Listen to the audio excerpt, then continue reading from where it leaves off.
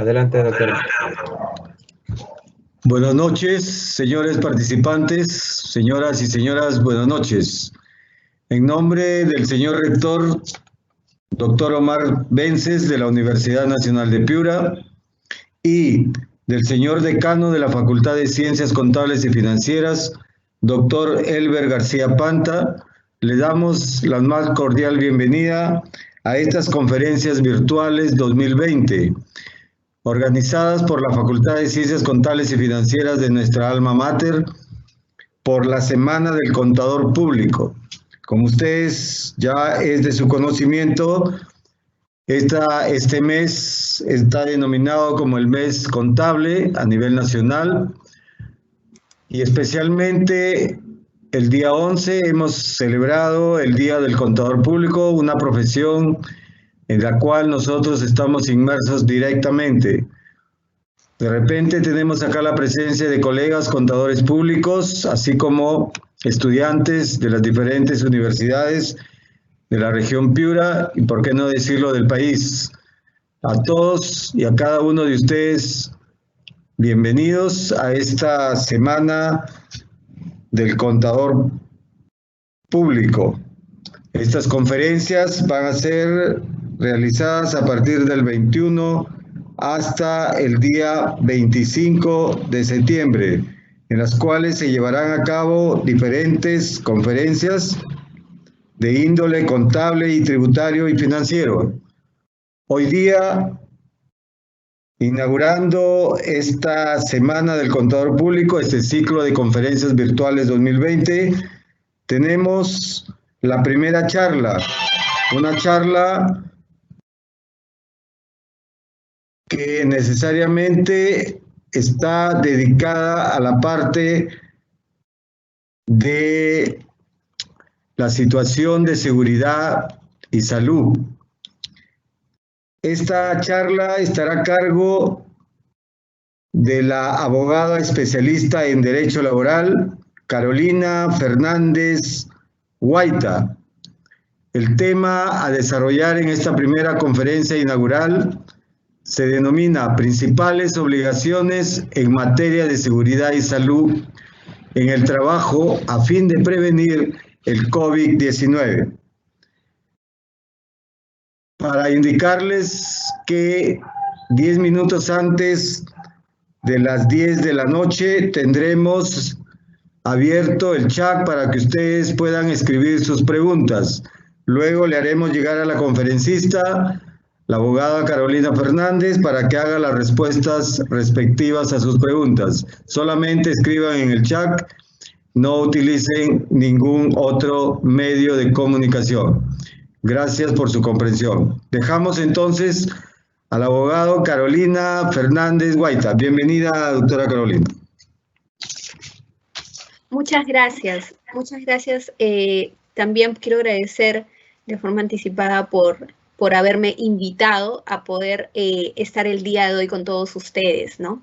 Agradezco también a la Universidad Nacional de Piura por dicha invitación. Y bueno, vamos a comenzar la capacitación del día de hoy. El día de hoy vamos a conversar sobre un tema muy relevante y muy coyuntural en los últimos meses. ¿Por qué? Porque es a partir del 19 de marzo que existe una situación caótica, por así decirlo, en virtud a que en la actualidad existe una pandemia, una situación que vulnera la vida y la salud de las personas. Esta situación que vulnera la vida y salud de las personas es una situación que ha traído varios casos de muertes de miles de peruanos. Una situación que es inesperada y que ha sucedido no solamente a nivel nacional, sino a nivel mundial. ¿Y cuál es la razón de que existe una pandemia? El contagio rápido y multitudinario de bastantes personas en una determinada fecha. En nuestro país no ha sido ajeno a esta situación. El Perú está en un estado de emergencia desde el día 16 de marzo del 2020. Estado de emergencia donde ha existido una restricción de varios derechos. El derecho a la libertad de tránsito es el más considerado, en virtud a que los trabajadores no podían ir a su trabajo. Hay que tener en cuenta acá dos cosas. Primera, es que existían empresas que sí podían seguir realizando sus actividades, dado que sus mismas actividades eran consideradas como esenciales, es decir, indispensables para el continuo desarrollo de la sociedad, lo cual no ocurría con otras empresas cuyas actividades no eran consideradas esenciales y por lo tanto tenían que suspender el desarrollo de su actividad empresarial. Por ejemplo, bares, discotecas, gimnasios, restaurantes de carta abierta, etcétera. Ante esta situación es que nosotros nos preguntamos, ¿cuáles han sido las medidas de seguridad y salud en el trabajo que han dado el Estado a fin de proteger la vida de esos trabajadores? Eso vamos a conversarlo a través de la siguiente diapositiva.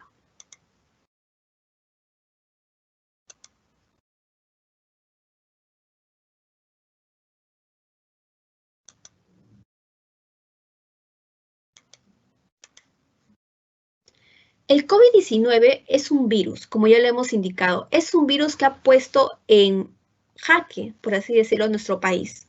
Ha devenido una situación de un estado de emergencia sanitaria, estado de emergencia sanitario que ha sido ampliado en varias ocasiones. Al día de hoy tenemos que el estado de emergencia sanitario tiene como fecha de límite hasta el 7 de diciembre, ¿ok? Pero también hay que tener en cuenta que existe un estado de emergencia nacional. A ver, vamos a comenzar entonces con la primera diapositiva.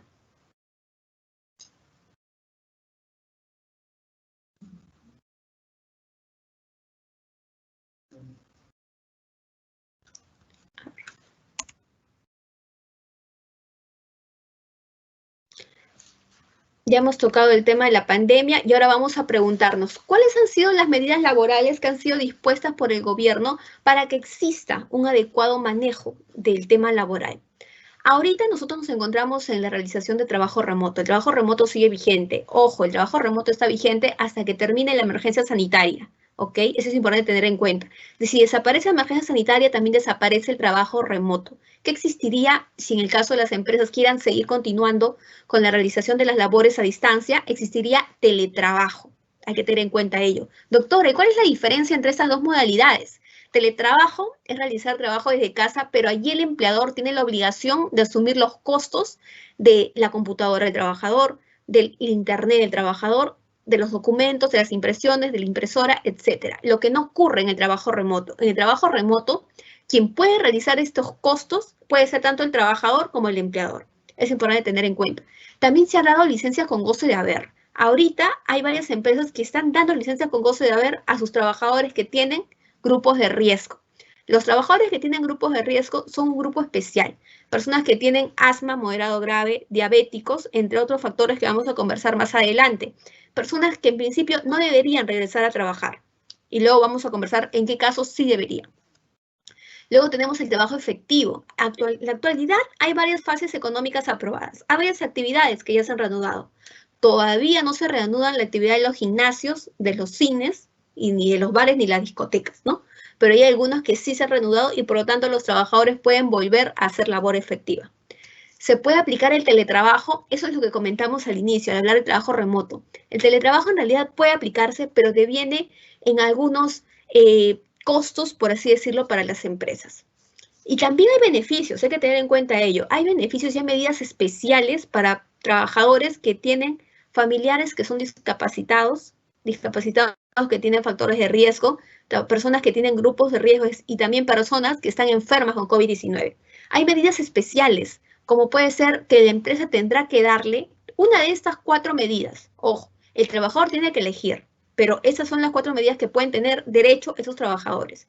Licencia con goce de haber, reducir la jornada, que vaya a trabajar en algunos días, que otros días no, que se reorganice los horarios de trabajo, quitarle 1 hora de trabajo, permisos temporales durante la jornada de trabajo, etc. Esas son las 4 medidas. Y yo quiero resumir esto antes de ir al tema de seguridad y salud en el trabajo, porque los efectos laborales de la pandemia son estos. Estas son las medidas que en la actualidad siguen vigentes. ¿Y por qué?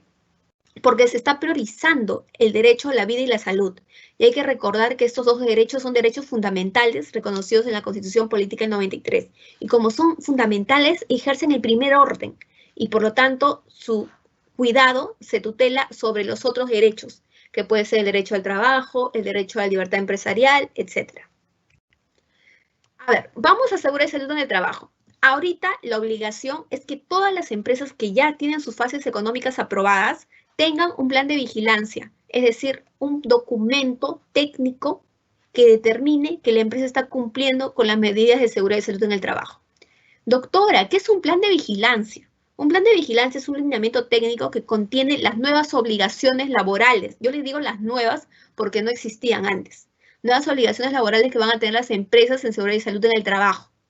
¿Cómo cuál? Puede ser toma de temperatura, puede ser exámenes de descarte COVID, puede ser distanciamiento mínimo. Vamos a conversar ahora. Pero para entrar a este tema, tenemos que saber qué norma es la que creó esa nueva obligación. La primera norma que crea el plan de vigilancia es la 239-2020-MINSA. Es una resolución ministerial que establecía un plan de vigilancia que exigía varios puntos a las empresas, ¿ok? Pero esta norma fue modificada por otra resolución ministerial, que es la 265-2020, y después por otra resolución ministerial, que es la 283-2020-MINSA. Ojo, ¿qué pasó después? Al día de hoy, estas normas, las tres, han sido derogadas, no están vigentes. Ahorita está vigente la RM 448-2020-MINSA, que a diferencia de la 239, flexibiliza las obligaciones del plan de vigilancia. Ya no son tan duras, por así decirlo. Flexibilizan en el sentido de que, por ejemplo, en la 239 se señalaba que era obligatorio las pruebas de descarte COVID para puestos de bajo, mediano riesgo. Ahora, con la 448, no es obligatorio realizarle pruebas de descarte a los puestos de mediano, alto y muy alto riesgo, solamente a los puestos de alto y muy alto riesgo. Para los puestos de bajo y mediano riesgo no se les realiza pruebas de descarte COVID de forma obligatoria. Entonces, el plan de vigilancia es un documento técnico e introduce nuevas obligaciones en materia de seguridad y salud en el trabajo. Sobre este plan de vigilancia va a recaer toda la exposición del día de hoy. ¿Por qué? Porque es un nuevo documento que obligatoriamente tienen que tenerlo las empresas. ¿Ok? Y hay que tener en cuenta algo, y yo siempre menciono este papel. ¿Por qué SUNAFIL es importante en temas de seguridad y salud en el trabajo? Porque SUNAFIL es la entidad que se encarga de promover, supervisar y fiscalizar que se cumplan las normas sociolaborales. Si las empresas no cumplen con el plan de vigilancia, ¿quién lo va a fiscalizar? ¿SUNAT? ¿Las municipalidades? ¿Qué entidad? Lo va a fiscalizar SUNAFIL. Por eso es que existe la obligación de implementar un plan de vigilancia, porque si la empresa no implementa ese documento, SUNAFIL lo multa. Esa es la principal teoría del caso. SUNAFIL multa si tú no tienes plan de vigilancia, ¿ok? Y también, ojo, es importante que no solamente se tenga un plan de vigilancia, que se cumplan todas las normas de seguridad y salud en el trabajo que existen al día de hoy, porque si no se cumplen, va a haber mayor infracción. Hay que tener en cuenta otro punto. Doctora, ¿y cómo es que nace esta obligación de tener plan de vigilancia? Ok. A ver, el plan de vigilancia nace como una respuesta del Estado para los casos de contagios de trabajadores. Debemos recordar que en el estado de emergencia de inamovilización diaria, habían empresas que suspendieron sus actividades, pero habían otras que continuaron trabajando. Pero habían casos de trabajadores contagiados. Podemos recordar el caso de la minera Antamina. En Antamina hubieron más de 1.000 trabajadores contagiados. El sindicato alzó su voz y tuvo que denunciar esto ante redes, ante SUNAFIL. Por lo tanto, en Antamina hay varias demandas de indemnización por daños y perjuicios por haberse enfermado de COVID-19. Fue un contagio masivo. A razón de esos hechos, fue que SUNAFIL decide crear nuevas multas laborales en materia de seguridad y salud en el trabajo. La primera que crea es una infracción muy grave que las empresas permitan, exijan y que permanezcan personas en las empresas cuando su actividad no está permitida. Por ejemplo, acá les cuento un caso, que un bar abra su local y que permita el ingreso de visitantes, de trabajadores, y que por lo tanto los trabajadores tengan que estar atendiendo en el bar. Esa es una infracción muy grave y está prohibida, ¿ok? Vamos a otra. No cumplir con la regulación aplicable de trabajo remoto para los que tienen factores de grupo de riesgo. Ahorita, ¿una persona que tiene 80 años puede regresar a trabajar? No. Una persona que tiene 80 años es una persona que tiene un factor de riesgo. Y eso mismo está señalado en el RM 448-2020 MINSA. ¿Por qué? Porque estas personas son factores de grupo de riesgo y si van a trabajar, pueden tener una alta probabilidad de contagiarse. Y dado que tienen este factor grave, esta situación puede hacer que su estado de salud se menoscabe gravemente y que incluso pueda terminar en la muerte. Por lo tanto, ahorita es una infracción muy grave que no se cumpla con la regulación de trabajo remoto para trabajadores que son grupos de riesgo y que dentro del estado de emergencia nacional y sanitaria. Ahí va otra pregunta. Doctora, ¿qué pasa si el estado de emergencia termina el 7 de diciembre de 2020? Si termina el 7 de diciembre de 2020, eso quiere decir que los trabajadores, los ancianos, las personas diabéticas pueden retornar a trabajar a la empresa. Habría que tener en cuenta que la pandemia no se va a ir el 7 de diciembre. La pandemia va a tener mayor repercusión el próximo año. ¿Por qué? Porque vamos a tener que ver si es que va a existir una cura o no va a existir una cura. Y sobre todo los casos de los contagios masivos que pueden existir ahora cuando se abran las nuevas fases económicas, ¿no? Como puede ser las actividades de entretenimiento. Entonces, hasta acá ya sabemos cuáles son las dos nuevas infracciones en materia de seguridad y salud en el trabajo que son sancionadas por SUNAFIL. Antes de ir a este punto, yo quiero comenzar señalando el primer problema y la principal característica de seguridad y salud en el trabajo en materia de plan de vigilancia. La toma de temperatura es una obligación. Es una obligación que los trabajadores sean evaluados con la toma de temperatura diaria antes de ingresar al centro de trabajo y al terminar el centro de trabajo, ¿okay? Al terminar la jornada. Es una obligación diaria. Esta toma de temperatura la va a realizar un trabajador. Allí hay que tener en cuenta un punto. La toma de temperatura la tiene que realizar un médico, la tiene que realizar una enfermera o la puede realizar el vigilante. Dada la situación masiva de que no hay médicos ocupacionales realmente que puedan atender las empresas, hay mucha dificultad para poder contratar un médico y sobre todo el tema de los costos, se ha permitido que esta toma de temperatura la realicen cualquier persona, ¿ok? Se ha permitido ello. Eso, ojo, ha sido flexibilizado con la 448. La anterior norma exigía un profesional médico. Entonces, ahorita el control de la temperatura es una nueva obligación, porque todas las personas tienen que estar evaluadas con la toma de temperatura. Ojo, esto es aplicable en la vigilancia de la salud del trabajador en el contexto del COVID-19. Eso quiere decir que todos los trabajadores cuando ingresen a trabajar tienen que ser evaluados con la temperatura. Pero doctora, ¿en qué casos no va a ser obligatorio tomarle la temperatura? En aquel caso, cuando el trabajador va a regresar o va a reincorporarse a la empresa. Para ello yo tengo que diferenciar dos cosas. Regreso somos todos nosotros que no nos hemos contagiado de COVID, todos regresamos, pero reincorporación es distinto, se reincorporan los que ya se contagiaron de COVID, pero que han logrado recuperarse. ¿Okay? En ese punto, se evalúa la condición de la salud de esas personas antes de regresar a reincorporarse. Para ellos no es obligatorio la toma de temperatura, ojo, empresas, si tienen menos de 20 trabajadores, pero si supera, sí es obligatorio. Asimismo, la toma de temperatura es aleatorio al momento de ingresar a la empresa, es decir, no a todos se les va a tomar, solamente a algunos. Hay que tener en cuenta algo importante. Este punto es el que señala la norma, ¿ok? Pero en la 239 no estaba señalado este punto. Y algunos dirán, en la 448, doctora, existe una contradicción. Se señala que primero que no es obligatorio y que luego sí es obligatorio. Pues hay que tener en cuenta algo. En la 1, en la evaluación de condiciones de salud, indican del trabajador que retorne, lo cual no ocurre con la vigilancia, y eso es importantísimo. La vigilancia de la salud, ¿cuándo se realiza? ¿Antes de ingresar o periódicamente? La vigilancia de la salud se realiza periódicamente, y por lo tanto, la toma de temperatura es todos los días. Y sobre todo porque es el principal indicador para saber si un trabajador se ha contagiado o no se ha contagiado. ¿Cómo se puede evaluar el estado de salud de la persona si se contagia o no se contagia? Si tiene síntomas o no tiene síntomas de COVID. Básicamente con la toma de la temperatura. Doctora, y ahora se está realizando la toma de temperatura.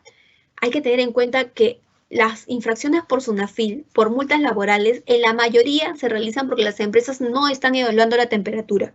Hay empresas que no evalúan la temperatura y que dejan al personal ingresar sin haber sido evaluados previamente. Esa es una infracción porque no se está cumpliendo con las medidas de seguridad y salud en el trabajo.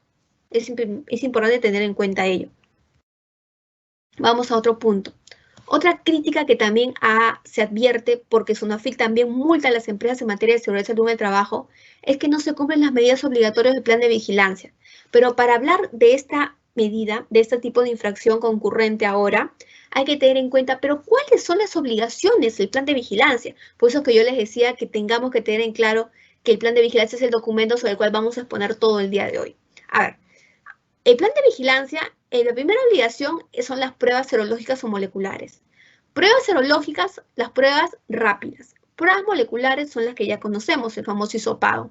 Solo es obligatorio realizar esos exámenes de descarte COVID para puestos que son alto y muy alto riesgo, es decir, puestos relacionados con actividades de la salud, médicos, enfermeras, hospitales, clínicas, ¿ok? Todos aquellos que trabajan en contacto permanente con personas que pueden haberse contagiado de COVID.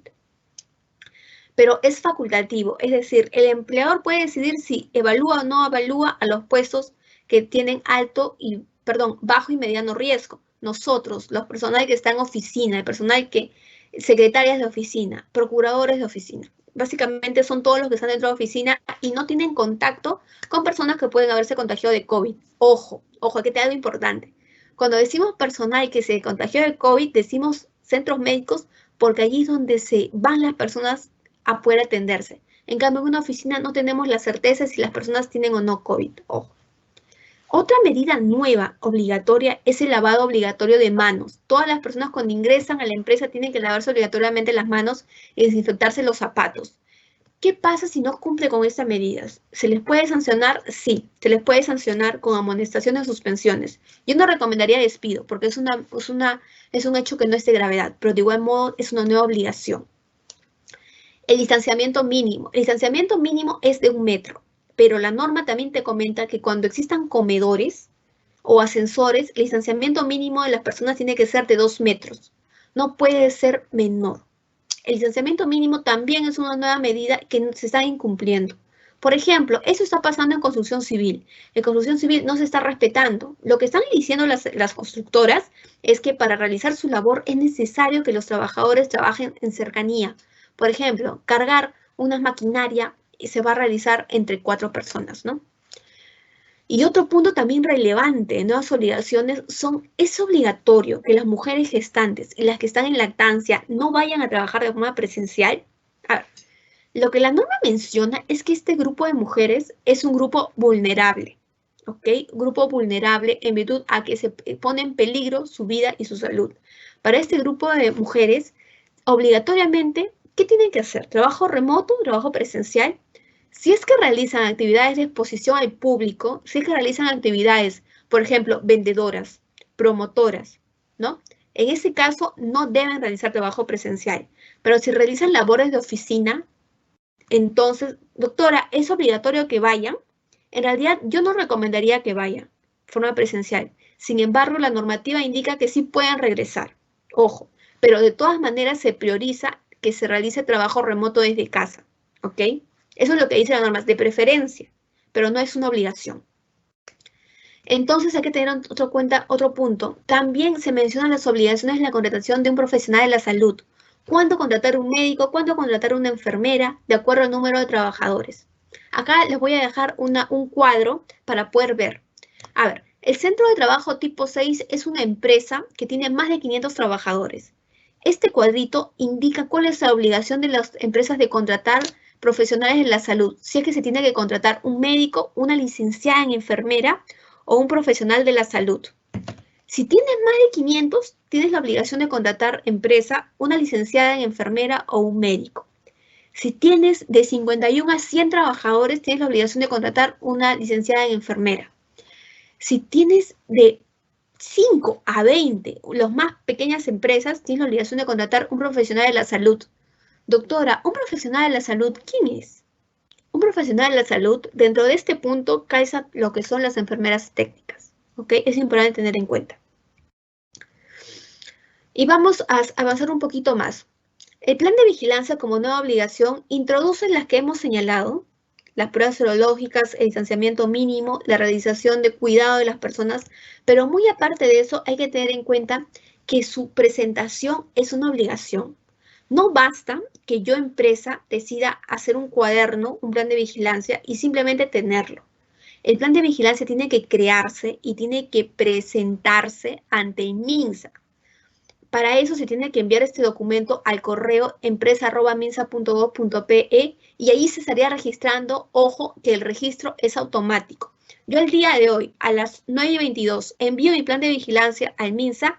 Yo ya entiendo que a partir de las 9:23 ya se aprobó de forma automática. No es necesario que te llegue una constancia, como sí sucedía antes con la plataforma Syscovid, ¿se acuerdan? Antes sí se exigía que se registren de la plataforma Syscovid, que se rellenen los campos, era todo un mundo complicado. Todo eso se ha simplificado. Ahora solamente se envía el correo. Ojo, en medidas de seguridad y salud en el trabajo hemos señalado las obligaciones, hace un rato hemos precisado, pero las obligaciones que más han sido detectadas como infracciones por no tener, por SUNAFIL, por incumplimientos en materia de seguridad y salud en el trabajo. Pero más allá de eso, ¿existen otras obligaciones? A ver, hay que tener en cuenta que en materia de seguridad y salud siempre existió la obligación de tener un sistema de gestión de seguridad y salud en el trabajo. Toda empresa que tenga más de 20 trabajadores se entendía de que tenía que tener un comité de seguridad y salud en el trabajo. Si tenía menos de 20, tenía la obligación de tener un supervisor de seguridad y salud en el trabajo. Un comité es un grupo de personas que deciden evaluar los riesgos que existen en cada puesto para evitar enfermedades, para evitar accidentes de trabajo, lo cual es distinto en el caso de un supervisor. Un supervisor es una persona que se encarga de evaluar ello. Otro punto, en materia de seguridad y salud en el trabajo también existía la obligación de tener una matriz de riesgos. Una matriz de riesgos es un documento técnico en el cual existen un especialista quien ha evaluado cada puesto. Por ejemplo, el puesto de cocinera. El puesto de cocinera tiene 5 riesgos: que se pueda caer mientras está cocinando, que se pueda sufrir quemaduras, que pueda tener cortes, etc. En la matriz de riesgo tenía que ir señalado cómo prevenir estos accidentes. Eso tenía que ir en la matriz de riesgos y eso en la actualidad también tiene que existir, pero adecuado al tema del COVID-19. ¿Cómo se puede prevenir el contagio de los trabajadores que tienen COVID, perdón, de los trabajadores que trabajan en una empresa a fin de evitar el COVID-19? Es importante. ¿Okay? Otra obligación en materia de seguridad y salud en el trabajo es la realización de exámenes médicos ocupacionales. Hay que recordar que antes de la época de COVID, las empresas que realizaban actividades de alto riesgo, como puede ser constructoras, textileras, como puede ser mineras, tenían la obligación de realizar exámenes de los famosos CEMOS, médicos ocupacionales, a los trabajadores antes de ingresar al trabajar, durante el trabajo, durante el tiempo que estuviera trabajando y al término. Las empresas que no realizaban actividades de alto riesgo tenían la obligación de realizar exámenes solamente cada 2 años. Estas actividades se han suspendido, hay que tener en cuenta. Esos exámenes médicos ocupacionales ahorita ya no son obligatorios hasta que termine la emergencia sanitaria. Doctora, ¿y las medidas de seguridad y salud en el trabajo siguen siendo vigentes en la actualidad?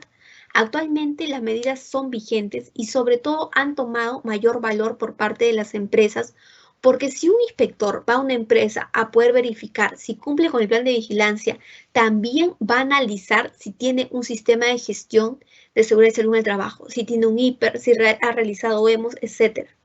Por lo tanto, ahora con la RM 448, todo en seguridad y salud en el trabajo es la primera materia para ser fiscalizada. ¿Ok? Es importante tener en cuenta. Otro punto también que quiero comentar es de que parte de la adecuación del centro de trabajo, como ya lo hemos visto en temas de seguridad y salud en el trabajo antes del COVID, también es que la empresa tiene que ser implementada. Tiene que haber un distanciamiento mínimo de 1 metro. Eso quiere decir que los empleadores tienen que separar las oficinas. Algunas empresas optaron por poner plásticos o por poner cubículos de madera para poder distanciar a sus trabajadores. Se tiene que dar una sensibilización periódica de los trabajadores respecto a qué significa contagiarse con COVID, para que los trabajadores tengan la idea de cuidarse por sí mismos y no que la empresa esté atrás de ellos exigiéndoles que se cuiden. Es importantísimo tener en cuenta ello. Y sobre todo explicarles qué pasa cuando un trabajador se contagia de COVID-19, porque allí no solamente es responsabilidad de la empresa, sino también del trabajador si es que cumplió con usar la mascarilla. Y esa mascarilla también es una nueva obligación. El uso de la mascarilla es obligatorio. Para puestos de bajo riesgo, para nosotros que desempeñamos actividades de oficina, solamente una mascarilla textil o una mascarilla comunitaria. Para puestos de mediano riesgo, una mascarilla quirúrgica. Y para puestos de alto y mediano ya serán todos los EPPs que dispone la ley, ¿ok? Ojo que la mascarilla comunitaria para puestos de bajo riesgo, la empresa tiene la obligación de darle como mínimo 3 mascarillas al mes, ¿ok? Y luego está como otra obligación contratar profesionales que se encarguen de cumplir con las medidas de prevención. Contratar un médico, contratar una enfermera. De allí va otra pregunta. Doctora, hay empresas en las cuales tienen 10 sedes y están contratando un médico, pero para que roten cada 10 sedes. Pero estas sedes están ubicadas a nivel departamental. ¿Será válido ello? ¿Ustedes consideran que será válido? A mi opinión, no será válido usar esta figura porque si un trabajador en Tarma se contagia de COVID-19, el médico que está en Arequipa no va a volar desde Arequipa hasta Tarma. Por eso es recomendable que se contrate a un médico por cada sede o una enfermera por cada sede para que exista una atención inmediata de la vigilancia de la salud de los trabajadores. Eso es importante. Y luego está otro punto, el registro de pruebas en la plataforma SISCOVID. Hay dos cosas acá que tengo que precisar. Las pruebas de descarte COVID las puede hacer directamente la empresa, ¿ok? Puede comprar estas pruebas y hacerlo en su centro, en su ambiente ocupacional, en su tópico, ¿no? O puede hacerlo también contratando con alguna clínica o un laboratorio para que a esas oficinas se desplacen los trabajadores.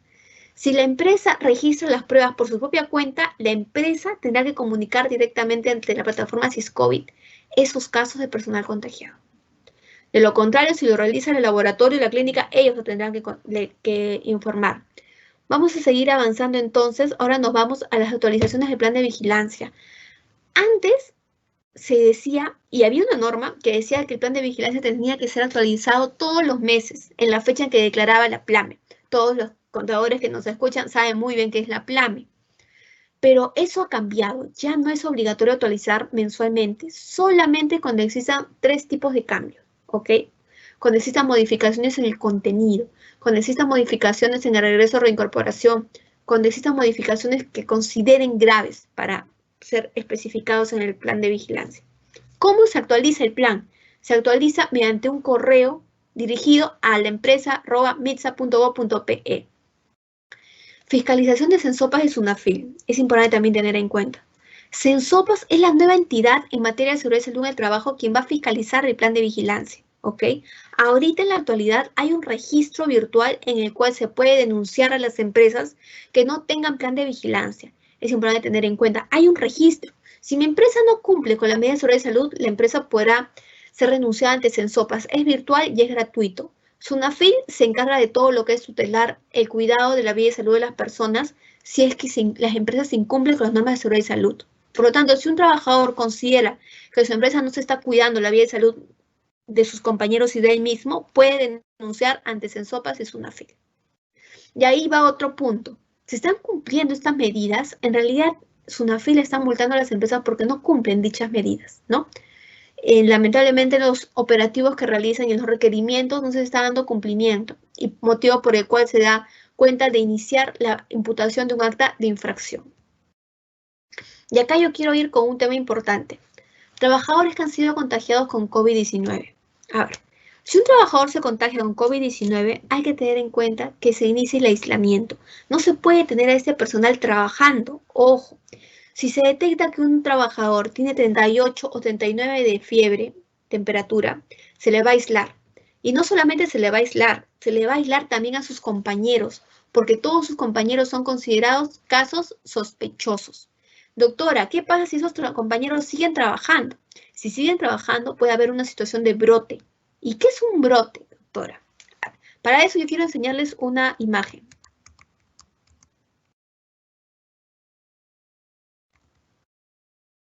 Un brote es una situación donde existe un número alto de trabajadores contagiados con COVID-19.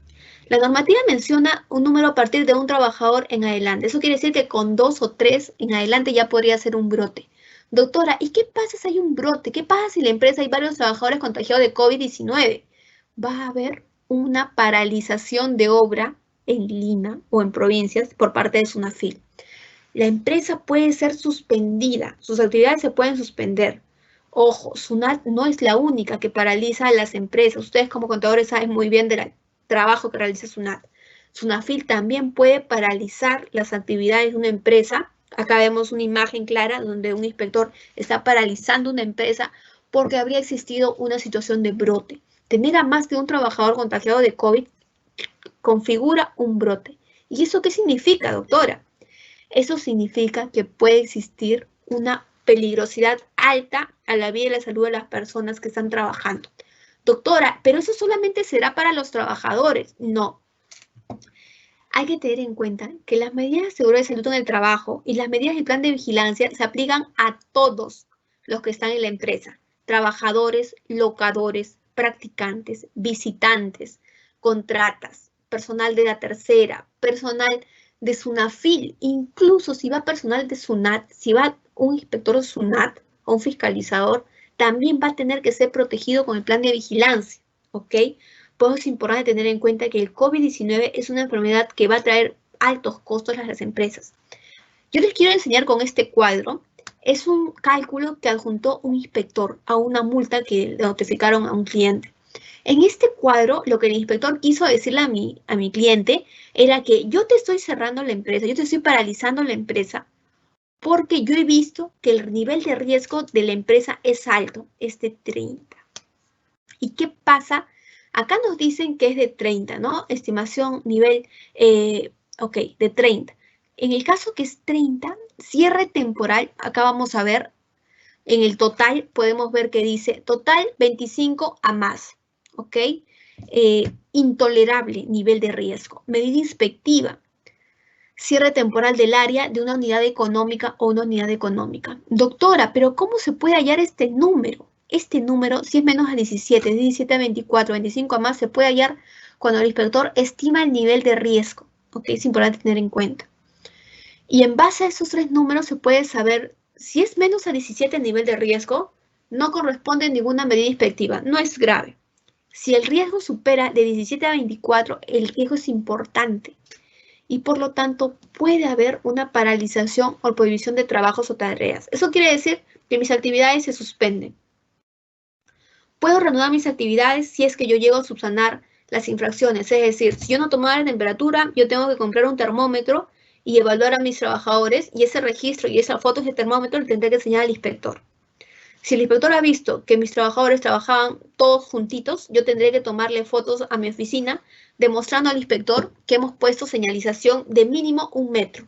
Lo que han visto todos nosotros, lo vemos si se han salido de casa en los centros, en los malls, ¿no? Los centros de ventas.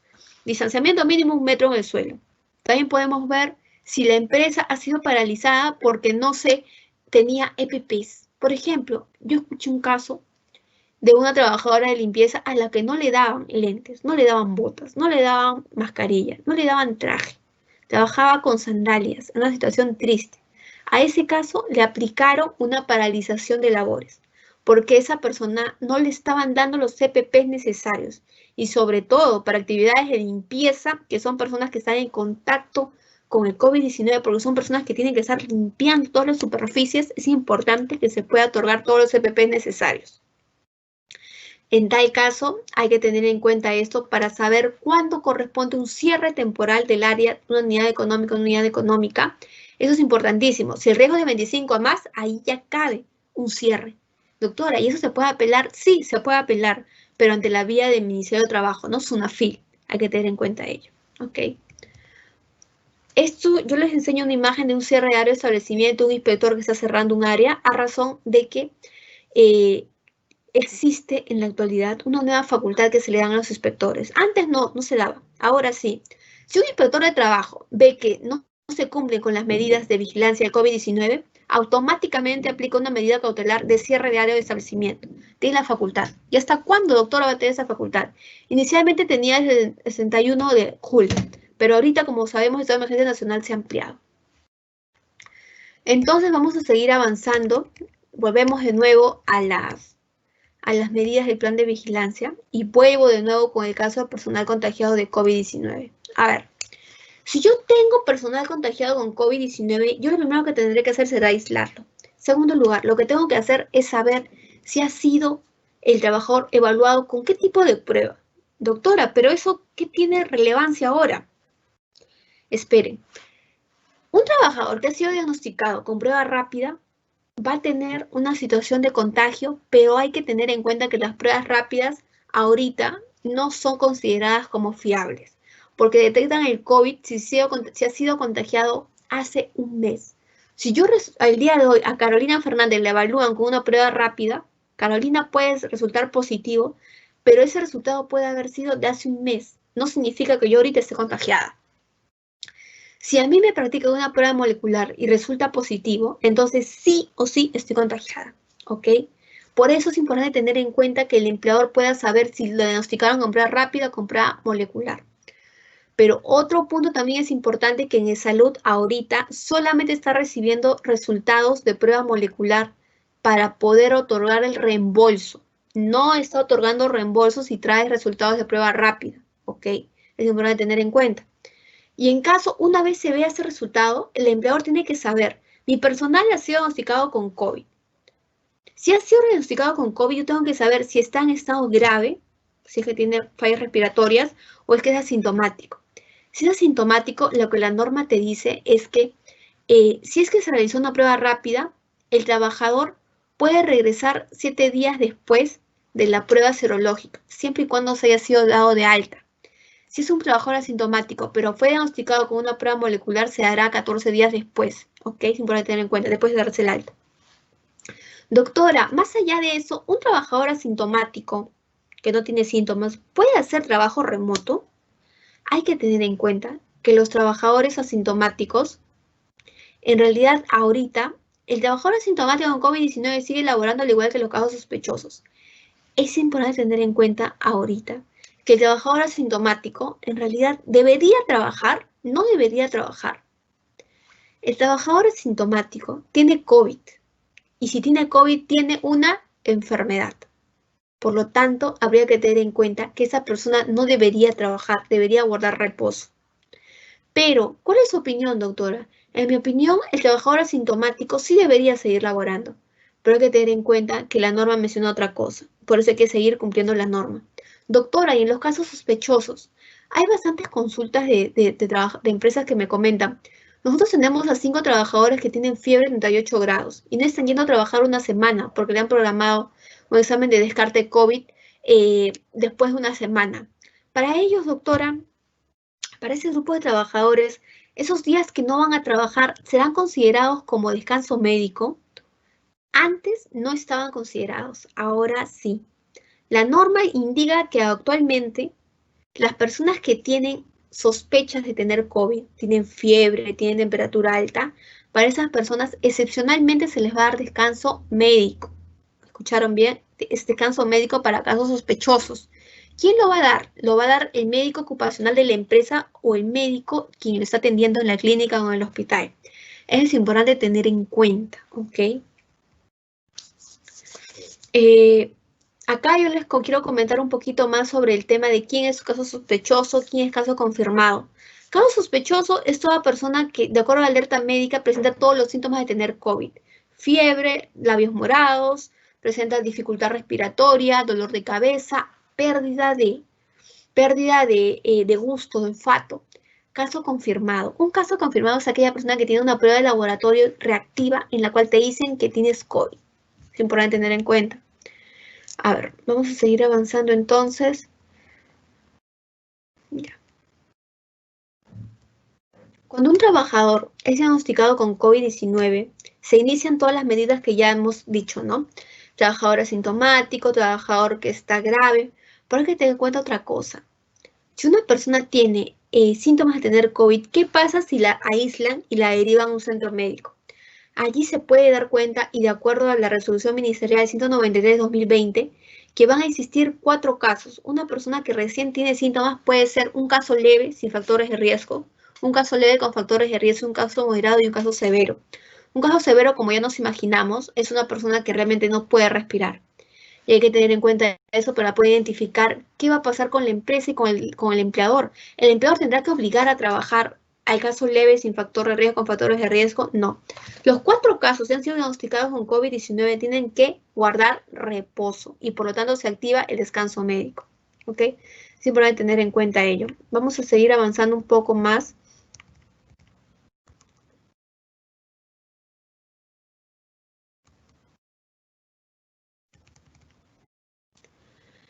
Antes de ir a Sensopas, yo quiero tocar un tema importante, que es el tema de las actas. ¿Okay? A ver, ¿cuáles son las acciones lideradas por el profesional de la salud? Acá hay que recordar algo. En seguridad y salud en el trabajo, las obligaciones son tener actas de seguridad y salud en el trabajo, es decir, tener todo tipo de documentos que puedan sustentar que la empresa ha estado cumpliendo con la vigilancia de la salud periódica. Cuando decimos que tenemos que tener actas, tenemos que decir que ahora en tiempos de COVID, el empleador tiene que guardar todos los documentos que puedan acreditar que el empleador está evaluando la salud del trabajador. ¿Y quién va a hacer eso, doctora? Eso lo va a hacer el médico, el profesional de la salud o la enfermera.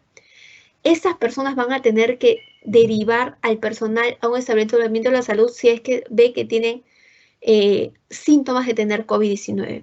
¿Y cómo se debe dejar constancia? Eso se deja constancia a través de actas. Las actas van a ser los documentos que van a determinar si una persona tiene COVID-19 o no, porque va a probarse que el médico indica esta persona tiene síntomas de tener COVID-19. Por lo tanto, es pasible de que se pueda contagiar y operaría el descanso médico. Es importante entonces al día de hoy tener actas. Ojo, es muy importante. Vamos a seguir avanzando. A ver. Bueno, vamos a seguir retrocediendo para poder entender mejor lo que estamos explicando. Yo les he traído este documento porque es un anexo importante. Toda empresa tiene que conocer las medidas de seguridad y salud en el trabajo, pero tiene que conocer las medidas de acuerdo al escenario actual. El escenario coyuntural es el tema de la pandemia al día de hoy en septiembre. En SUNAFIL se han elaborado protocolos para poder verificar si es que se están cumpliendo la vigilancia de prevenir los COVID-19. El anexo 4 de un protocolo te dice qué son los documentos que va a emitir SUNAFIL a las empresas para poder verificar si se está cumpliendo o no. Este es un resumen básico de todas las obligaciones de seguridad y salud ahorita en pandemia. El Servicio de Seguridad y Salud en el Trabajo, quien a sus veces elaboró el plan de vigilancia. A ver, acá lo que van a ver es si la empresa tiene plan de vigilancia. ¿Quién lo elaboró? Doctora, ¿es obligatorio que el plan de vigilancia lo elabore el médico ocupacional, lo elabore un ingeniero? La normativa no especifica quién es el obligatorio, pero es recomendable que lo haga un médico. ¿Por qué? Porque es quien va a conocer los riesgos del puesto de trabajo. Hay que tener en cuenta también otra obligación. El plan de vigilancia tiene que ser aprobado por el Comité de Seguridad y Salud del Trabajo en un plazo de 48 horas. El médico que elaboró el plan de vigilancia va a tener que otorgar o trasladar este documento al Comité de Seguridad y Salud del Trabajo a fin de que el comité pueda aprobar, ponerle el sello de aprobado y que pueda configurarse realmente el plan y que pueda ser vigente. Vamos a otro punto. El plan de vigilancia especifica el número de trabajadores, el riesgo y las características de la vigilancia. ¿El plan de vigilancia se registra ante MINSA? Perfecto, lo sabemos muy bien que sí. Y vamos a ver sobre los lineamientos. Limpieza y desinfección de los centros de trabajo. Esta es una obligación y esto es lo que está fiscalizando SUNAFIL. En seguridad y salud del trabajo ahora la limpieza y desinfección es un factor fundamental. Todos los días antes de ingresar al trabajo, el personal de limpieza tiene que limpiar los útiles, los escritorios, las computadoras, tiene que limpiar todo ello. Y para eso se le tiene que dar capacitaciones, para eso se le tiene que dar equipos de protección personal que puedan determinar de que se está cumpliendo con esa medida de vigilancia de seguridad y salud del trabajo, porque la limpieza deviene un factor relevante, ¿ok? Eso es importante tener en cuenta. Y yo acá les quiero comentar un punto importante. A ver, hay que tener en cuenta algo. Para poder resumir, porque ya estamos con la hora, vamos a tocar los temas más relevantes. Los factores de riesgo. Como ya los dije, las personas que tienen factores de riesgo son aquellas personas que tienen enfermedades que van a devenir en una situación mortal. Por ejemplo, la diabetes mellitus. Diabetes mellitus es una enfermedad, un factor de riesgo que genera una grave afectación al estado de salud si la persona se contagia de COVID. Tener hipertensión arterial. Las personas que tienen mayor de 65 años. el tener el IMC a mayor de 40. También tener en cuenta que las personas que tienen asma moderado o grave, esas personas tienen factores de riesgo y por lo tanto se determina que para esas personas tienen que realizar trabajo remoto. Pero doctora, ¿van a poder regresar? Sí, van a poder regresar siempre y cuando firmen una DJ, una declaración jurada de asunción de riesgos. Declaración de jurada de asunción de riesgos mediante la cual puedan determinar respecto a que su estado de salud no tiene ningún tipo de problema. Doctora, la DJ es lo que emite el trabajador. El trabajador firma una declaración jurada indicando que asume la responsabilidad de enfermarse. Pero ojo, esa declaración jurada no va a ser suficiente para que pueda retornar a la empresa de forma presencial. Esa declaración jurada es un modelo de MINSA, ojo, no se puede hacer de cualquier otro modelo, tiene que seguir ese modelo de MINSA. Pero aparte, esa DJ trae consigo que la empresa le emita al trabajador de forma obligatoria un certificado de aptitud médica. La empresa tendrá que emitir al trabajador un certificado de aptitud médica mediante el cual garantiza que el trabajador no se va a enfermar. Es un documento donde el médico lo elabora y lo firma y da fe respecto a que el trabajador no se va a enfermar y que está en un óptimo estado de salud. Ok. Y ese certificado médico lo va a firmar el médico ocupacional, queda bien claro. Pero doctora, ¿la declaración jurada solamente la firmará el trabajador y es suficiente? No. La declaración jurada de asunción de riesgo la tiene que firmar el trabajador, la tiene que firmar el representante legal de la empresa y lo tiene que firmar el médico ocupacional. ¿Por qué representante legal? El representante legal lo tiene que firmar porque esta persona es quien va a asumir la responsabilidad si hay un contagio de COVID-19. Si hay un contagio de COVID-19, el representante legal de la empresa y el empleador van a tener que asumir todas las responsabilidades penales, civiles, administrativas. Para ir avanzando rápidamente, quiero acá señalar cuáles son los principales operativos de SUNAFIL. Ahorita sabemos que SUNAFIL multa por contratos de trabajo, despidos, etc. Pero la prioridad son los accidentes de trabajo seguidos de muerte. Pero accidentes de trabajo seguidos de muerte porque ahí entran todo lo que es el COVID-19. ¿Ok? Es importante tener en cuenta. Y bueno, vamos a seguir avanzando. Primero vamos a ver quién es la persona quien va a fiscalizar el plan de vigilancia. Las medidas de seguridad y salud en el trabajo son fiscalizadas exclusivamente por SUNAFIL, ya lo sabemos, ¿no? Pero hay que también tener en cuenta que el plan de vigilancia es fiscalizado por CENSOPAS. CENSOPAS es la entidad administrativa que va a fiscalizar exclusivamente el plan de vigilancia. Y ahorita está fiscalizando, ahorita el día de hoy no, CENSOPAS no está fiscalizando el plan de vigilancia, lo está asumiendo todo SUNAFIL, lo está asumiendo, ojo, escúchenlo bien, también las municipalidades.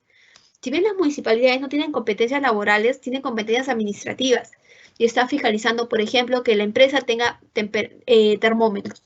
Lo he visto en Lima, la municipalidad de Miraflores. ¿Ok? Para tener en cuenta. En Lima hay bastante movimiento de las municipalidades inspeccionando que se cumpla con el plan de vigilancia.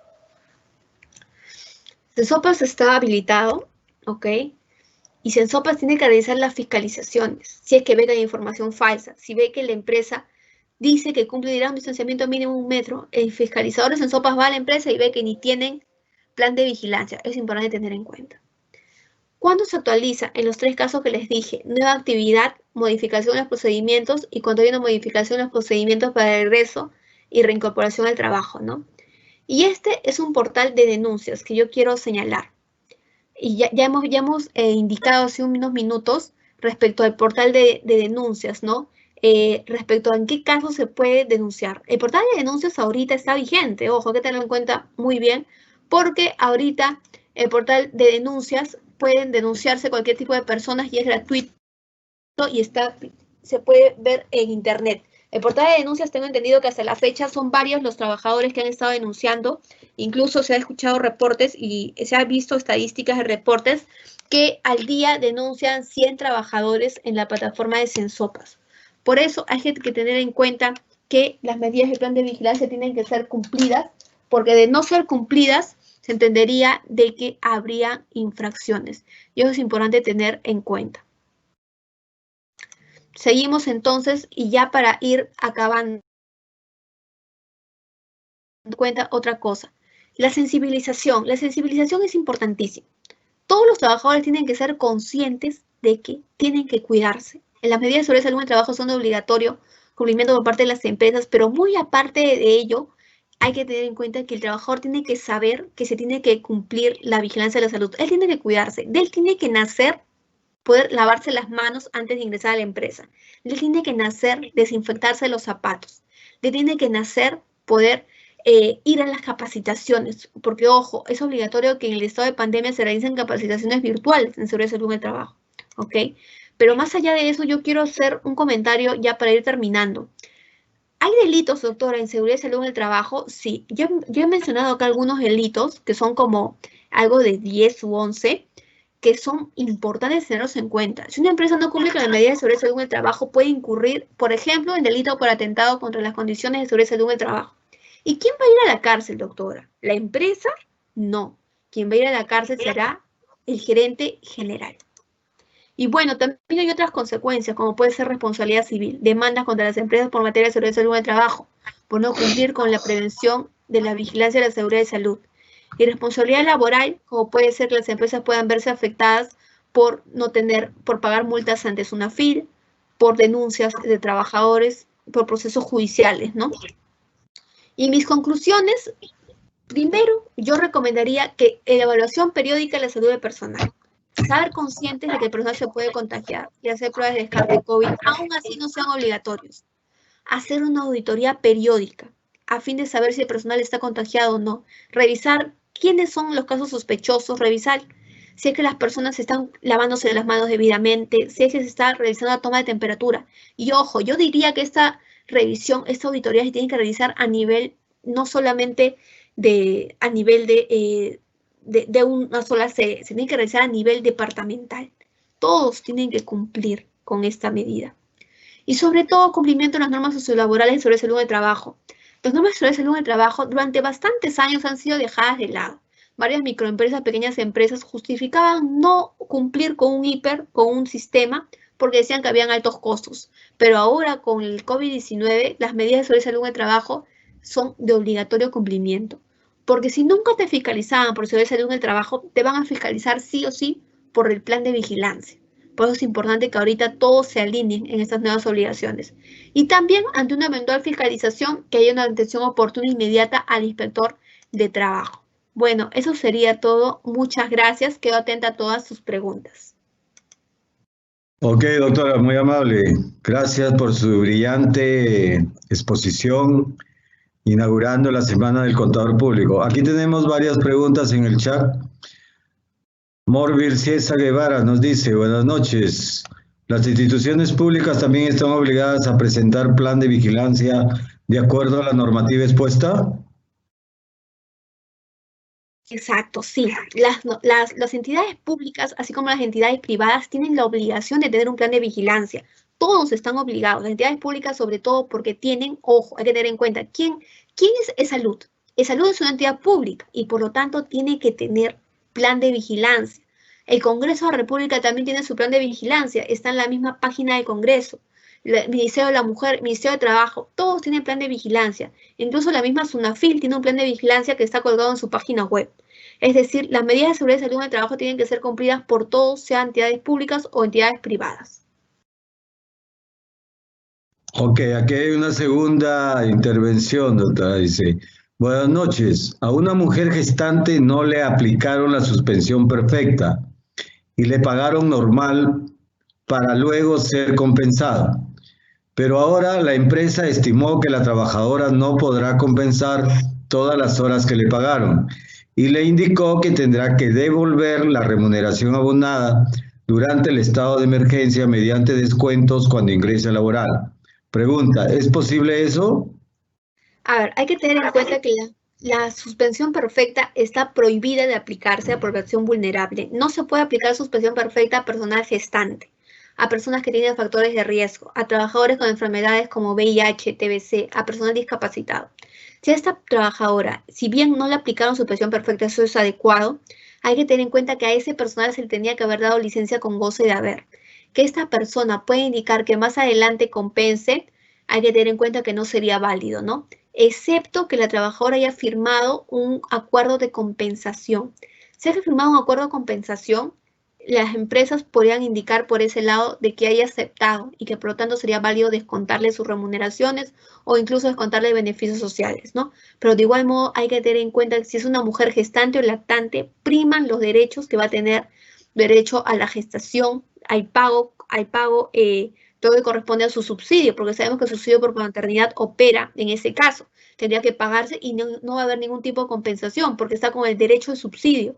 Por eso, en el tema del lactante también correría ese mismo punto, ¿no? Y sobre todo tener en cuenta que en gestante y lactante la misma normativa establece diferenciación y por lo tanto es un grupo protegido.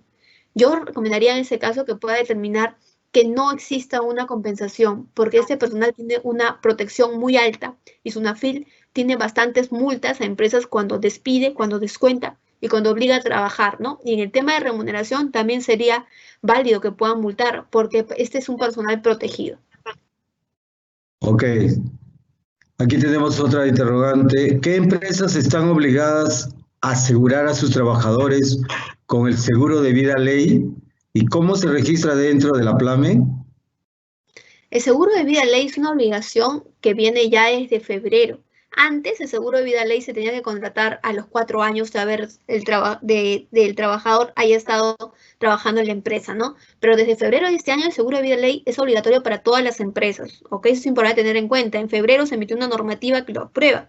Bueno, y la PLAME tendrá que indicarse, ¿no? Declararse en el ítem de seguro de vida ley correspondiente y sobre todo, muy aparte de la PLAME, porque es una obligación que tiene que hacerse, declarar que se está cumpliendo con esta medida de la contratación de seguro de vida ley en la PLAME. Muy aparte de eso, yo también hay que tener en cuenta que no bastaría con solamente tener estas dos medidas, sino también registrarlo, porque hay una plataforma para registrar el seguro de vida ley en el Ministerio de Trabajo. Bien, tenemos la última interrogante, doctora. Ante estas pandemias, ¿se les obligará a las empresas a comprar seguros de vida para sus trabajadores, pero que la indemnización se las entreguen a sus familiares en caso de muerte o utilizar la plata o el dinero en la cura de la enfermedad? Esa es una muy buena pregunta, en realidad una muy buena pregunta. Hay que tener en cuenta que ahorita no hay una norma que exija a las empresas que puedan contratar un seguro. No hay una norma que exija ello y sería, a mi opinión, muy importante. Pero ante dicho caso, yo sí consideraría que es válido que las empresas puedan adoptar esos tipos de seguro, sobre todo si existe un caso de brote. Ya sabemos que es un brote, hemos aprendido hoy que es un brote en el centro de trabajo y si hay un brote sería conveniente que se contraten seguros para todos los trabajadores que ya tienen COVID y sobre todo porque ¿qué pasa si las personas se siguen atendiendo en salud? Van a ver, ya sabemos que ahorita en salud existen las dificultades para poder atenderse, ¿no? Esas dificultades van a ser muy frecuentes en este personal, pero si se contrata un seguro privado para estas personas y sobre todo atendiendo a que es un gran número, yo diría que eso sería una medida adecuada. Sería recomendable, pero ahorita no hay una norma que lo exija. Y bueno, se entendería entonces que ahorita la contratación de seguros ya sí sería una medida recomendable y sería óptima. Y yo, en mi opinión, ahorita sí tengo casos de empresas que están contratando seguros particulares para sus trabajadores. Por ejemplo, este caso de trabajadores que están con suspensión perfecta ya han perdido la protección, la latencia, no la carencia. Les están contratando un seguro aparte para que sigan cubriéndose, protegiéndose. Otro caso son trabajadores que están desvinculados, pero saben que tienen COVID-19. Los cesaron, pero tienen COVID-19 y la empresa voluntariamente decide contratarle un seguro de salud independiente para que pueda seguir cubriéndose la enfermedad, ¿no? Es importante tener en cuenta ello. Ok, doctora, muy amable, excelente sus respuestas, magnífica su presentación en esta conferencia virtual de 2020. A nombre del señor rector de la Universidad Nacional de Piura y del señor doctor Elber García Panta, decano de la Facultad de Ciencias Contables y Financieras, le agradece infinitamente su participación. Buenas noches y sígase cuidando para tenerla siempre presente. Muchas gracias también a la universidad por haberme invitado. Realmente ha sido una charla muy interesante, espero haber contribuido con todas sus preguntas y sobre todo haber haber podido plantear algunas preguntas, ¿no? Muchos de nosotros nos vamos a quedar con esas preguntas de por qué esto es obligatorio, por qué no es obligatorio, y eso ayuda a poder investigar más sobre este tema que en realidad esperemos que se pueda solucionar lo más pronto. Gracias, doctora. Bien, a todos los señores participantes, agradecemos infinitamente su asistencia virtual a estas conferencias 2020, denominada Semana del Contador Público. Los esperamos el día de mañana a la segunda conferencia, Gastos inherentes a rentas exoneradas. A las 9 en punto, ustedes podrán ingresar para conversar sobre este tema muy importante de tipo tributario. Gracias a todos ustedes. Buenas noches.